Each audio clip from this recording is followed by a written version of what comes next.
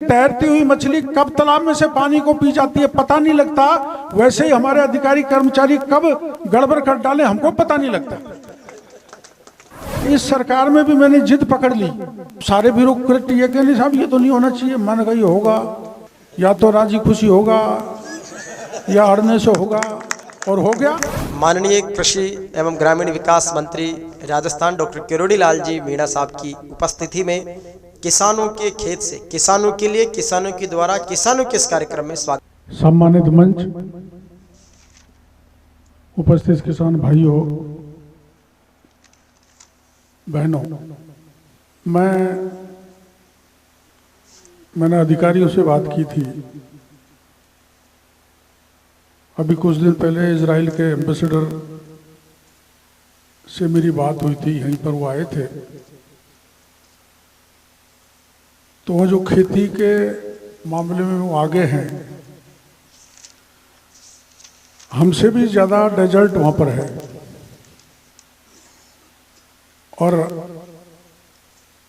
आर्थिक दृष्टि से इजराइल बहुत मजबूत देश है, सामरिक दृष्टि से भी अत्यंत ही मजबूत है। दुश्मन के दांत खट्टे करने में आमतौर पर उनको सफलता मिलती रहती है। तो मैंने इच्छा जाहिर की थी, मेरे प्रिंसिपल सेक्रेटरी भी मेरे साथ थे, कि एक बार इजराइल चल के देखें कि वहाँ का किसान क्यों सरसब्ज है। हमारा जमीन को मरुभूमि कहते हैं, राजस्थान को मरुभूमि, जिस जमीन में कोई जान नहीं हो। क्योंकि आप जानते हो अपना राजस्थान देश का सबसे बड़ा स्टेट है क्षेत्रफल के हिसाब से, और इसमें मात्र 1% बरसात होती है। अब उस 1% बरसात से हम खेती भी करें, पशुओं को पालन भी करें, अपने काम में लें, तो ये हमारे लिए चुनौती है। इसलिए मैंने सोचा था कि इजराइल चलेंगे, कुछ किसान भी ले चलेंगे, स्टडी करके आएंगे। लेकिन यहाँ आने के बाद मेरे को पता लगा इजराइल जाने की जरूरत ही नहीं, इजराइल तो यहीं पर है। तो यहाँ के किसानों को, जो एडवांस फार्मर्स यहाँ पर आए हुए हैं, एडवांस टेक्नोलॉजी से जो खेती कर रहे हैं, वो धन्यवाद के पात्र है। मैं भी पूछ रहा था, वहाँ एक खीरा वाले ऐसे उसमें पॉली हाउस में पहुंच गए, तो वो बता रहे थे एक साल में हम इससे 10-12 लाख रुपए कमा लेंगे। मैंने कि काम करने वाला कि इसको 25% देते हैं। तो मैंने उनसे परिचय किया, तो वो हम सभी हमारे इलाके के थे, सारे के सारे। ये इलाका भी मेरा ही है, पर मैंने उनको कहा यार तकनीकी हमको भी तो समझाओ, क्योंकि अपनी जमीन ज्यादातर बंजर है और कम पानी में बरसात के पानी को संरक्षित कर आप इतनी अच्छी खेती कर रहे हैं। तो मेरा तो मन कर रहा है कि मैं इस इलाके में प्रधानमंत्री जी को लाऊं, तो उनको दिखाऊं कि राजस्थान भी इजराइल की तरह आगे बढ़ रहा है। और आप जानते हो पढ़ाई में तो मैंने MBBS की है, लेकिन मैं इमरजेंसी में उलझ गया था पुलिस से, तो उन्होंने जेल में डाल दिया।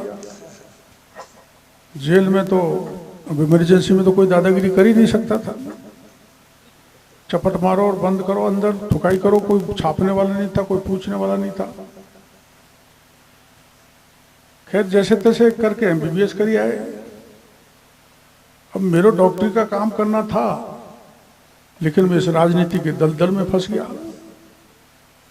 ये बड़ा टेढ़ा है मेरी समझ में, और की समझ में अच्छा होगा, लेकिन मेरी मान्यता है कि मैं इन किसानों को न्याय कैसे दिला पाऊं, इसके लिए मेरे को बहुत लड़ाई लड़नी पड़ेगी। और जो आसानी से, अब मेरे जैसे मंत्रिमंडल का हमारा गठन हुआ तो हमारे इलाके के लोग बड़े खुश नहीं है, ये क्या बना दिया आप, गृह मंत्री बनते वो बनते।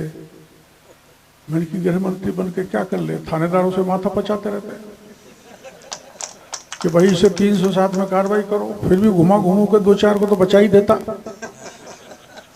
पर यहाँ आने के बाद देखा कि मैंने गांव में जन्म लिया है, तो गांव के मंत्रालय मेरे पास हैं, रूरल डेवलपमेंट, और किसान के गरीब घर में जन्म लिया तो मेरे को कृषि मंत्रालय मिल गई, मेरे को ऊपर वाले ने दिया है। तो मैं जब ये देख रहा हूं तो बड़ा आनंदित हूं। किसान के घर में जन्म लिया तो किसान की विषम परिस्थितियां क्या होती हैं, किस दुख तकलीफ से गुजरता है, वो मेरे को पता है। और गांव में विकास की दृष्टि से कैसे पिछड़े हुए हैं वो मैं जानता हूं, वो कैसे आगे ले जाना। तो ये मंत्रालय मेरे को मिला तो मैं यत्र तत्र घूम रहा हूं, ये जानकारी ले रहा हूं। हालांकि मैं 9वीं 10वीं में जब पढ़ता था तो कुएं से पानी निकलता था, तो मैंने भी एक बार वो कीली लगाते हैं ना, बर्थ पर बैठकर, आपको पता नहीं क्या कहते हैं, लाव चड़स, तो चड़स वाला चिल्लाता रह गया, मेरे पे कीली खुली नहीं उसमें से। वो खेती भी मैंने की हुई है, विषम परिस्थितियों में किसान खेती करता था, अब भी विषम परिस्थितियों में किसान खेती करता है। हमारे अभी यहाँ साइंटिस्ट का जुड़ा हुआ था, 400-500 आए थे दुर्गापुरा में, तो मैं भी गया था। तो मैंने उनसे पूछा, हम सरसों करते हैं और उसमें चेपा लग जाता है तो उसका इलाज बताओ। कोई इलाज अभी तक ढूंढा नहीं। और आप जानते हो, आप क्या, तो सरसों मैंने देखी नहीं, पर सरसों का अगर चेपा लग गया तो सरसों के लिए कैंसर है, फिर सरसों में कोई बचत नहीं है। लेकिन मेरे इलाके में अभी एक दिन हल्की सी बरसात हो गई तो सारा चेपा बहकर गायब हो गया। तो मैंने वैज्ञानिकों से कहा, भाई कोई ऐसी पद्धति दिखा लो, ये चेपा की बीमारी यदि किसान के लग जाए तो सस्ते में उसका इलाज हो जाए। और ऐसी ढेर सारी अपनी पैदावार हैं जिनमें कोई न कोई रोग लग जाता है, और सबसे बड़ा रोग लगता है जब कोई प्राकृतिक आपदा आ जाती है। तैयार हो गई किसान की फसल, पाला पड़ गया, ओला पड़ गया, अतिवृष्टि हो गई, तो हम सर्वे कराते हैं। सबसे पहले सरकार के मुखिया का बयान आता है, सर्वे करवाएंगे। जैसे तो बहुत भूर बांटने वाले हैं किसान के लिए, लेकिन बाद में कुछ नहीं मिलता, थोड़ा थोड़ा ऊंट के मुंह में जीरा डाला जाता है। तो मैं देखता फिर रहा हूं, कृषि मंत्री तो बनते हैं, बहुत बन जाते हैं, मैं भी बन गया, लेकिन मैं हटकर मेरे राज्य के किसानों को ज्यादा से ज्यादा क्या सरकार के दिला सकता हूं, इसकी मैं जानकारी लेकर था। तो मेरी तो भी ट्रेनिंग हो रही है, साल भर तो ट्रेनिंग में चलेगा मेरा, और ट्रेनिंग भी ले लूंगा तो हमसे बड़े बड़े महान लोग बैठे हुए हमारे विभाग में, कभी बीजों में गड़बड़ कर देते हैं, किसान को घटिया बीज दे दिया तो किसान तो लुट गया, और बीज देने वाले के खिलाफ कोई साधारण सी धाराओं में कार्रवाई हो जाती है, कुछ उसका बिगड़ता नहीं है। खाद देने वाले, खाद के दुकानदार, यंत्र के दुकानदार, तो ये जितना भी खाद बीज, हमारे यहाँ एसोसिएशन के अध्यक्ष भी है शायद बीज वाले, कहा गए हो बीज वाले, जैन साहब। तो मैं चाहता हूं कि जो किसान है, बैठो जैन साहब, ये मेरी बुराई नहीं है, जैन साहब अगर बीज के मामले में अच्छा समझते तो इनको धंधा करना चाहिए, पर किसान का धंधा किसान के हाथ में लगे, चाहे खाद का है, चाहे बीज का है, चाहे नैनो का है, चाहे थ्रेसर का है, चाहे रोटोवेटर का है, चाहे ट्रैक्टर का है, जितनी भी मशीनरी किसान की आती है उसको किसान की जानकारी मिलनी चाहिए, उसका अधिक से अधिक काम उसको दिया जाए ताकि वो किसानों के प्रति उसकी चिंता हो कि मैं महंगा तो नहीं बेच रहा हूँ, ज़्यादा फायदा तो नहीं उठा रहा हूँ। तो मैं कोशिश करूँगा किसानों की जितनी योजनाएं हैं उनसे किसानों को जोड़ना और त्वरित गति तक किसानों तक उस योजना का पहुंचाना। अब मैंने ढेर सारी योजनाएं देखी हैं, भारत सरकार की, राजस्थान सरकार की कई योजनाएं हैं। कई मैं जगह गया तो लोगों को योजनाओं का पता ही नहीं, सारी जानकारियां आपको यहाँ हो सकती है क्योंकि आप प्रोग्रेसिव किसान हैं, लेकिन सब जगह किसानों की जानकारी नहीं है। मेरे यहाँ भी एक कुछ किसान हमने सम्मानित किए थे, शायद आप गए थे, इनको सम्मानित किया था हमने। तो प्रधानमंत्री जी का आपने भाषण सुना होगा, वो बोलते हैं कि यूरिया के साथ नैनो यूरिया कभी मत डालना, नहीं तो आपका खेत बिगड़ जाएगा, बेकार हो जाएगा। तो मैंने किसानों से पूछा, भाई आप नैनो यूरिया के बारे में कुछ जानते हो? इन्होंने बताया मैं जानता हूँ। मैंने कहा मेरे इलाके में तो मैं ही नहीं जानता, तो किसान क्या जानता हो। फिर मैंने वहीं से दौसा के गांव में फोन किया किसान को, भाई तू नैनो यूरिया के बारे में जानता है? कि मैं तो कुछ नहीं जानता साहब, क्या होता है। ये उदाहरण मैंने आपको इसलिए दिया है, जो एडवांस टेक्निक, एडवांस योजनाएं अपने बीच में आ रही हैं उनको किसान तक पहुंचाना, ये मेरे विभाग की जिम्मेदारी है, जिसको मैं पहुंचाने की कोशिश करूंगा। जहां तक बजट का मामला है, किन किन योजनाओं में भारत सरकार से लिया जा सकता है, किन किन योजनाओं में हम दे सकते हैं। अभी मेरे को ये मैं पॉली हाउस देख के आया हूँ, तो वहाँ के किसान और हमारे एडिशनल डायरेक्टर भी साथ थे।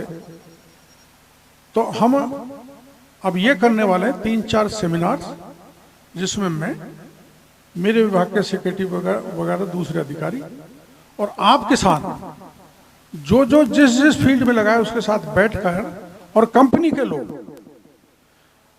लोगों को तो क्या दिक्कत है सरकार की तरफ से वो हमें बताएं, और किसानों को कंपनी की तरफ से क्या दिक्कत है वो हमको जानकारी मिले और हमारा अधिकारी रहे, ताकि किसी प्रकार की समस्या न तो किसान को रहे, न कंपनी वालों को रहे, न कोई बैंक वालों को रहे, और हम एक कोऑर्डिनेट करके हम चलें।